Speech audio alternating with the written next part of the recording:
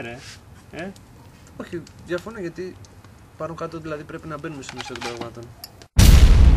Πάλι ο μαλάκας θα την πληρώσει. Τι να κάνουμε, φίλε. Ο μαλάκας, τουλάχιστον παραδέχεσαι, ρε. Δεν παίζονται. Εντάξει, ξέρουμε τι θέλεις, ρε φίλε.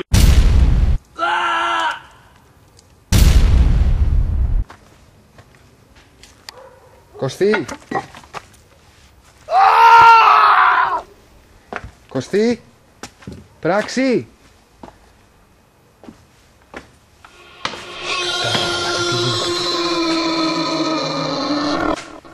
Κοίταω και φως, ρε μαλάκα. Ωραία. Τι στο διάλογο γίνεται, ρε μαλάκα, στο μέσα.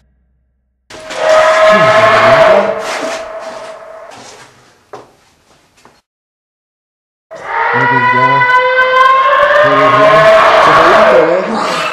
Σκάτα ρε πούστη, σκάτα κάποτε πουτάνα μου, τι γίνεται ρε μαλάκα.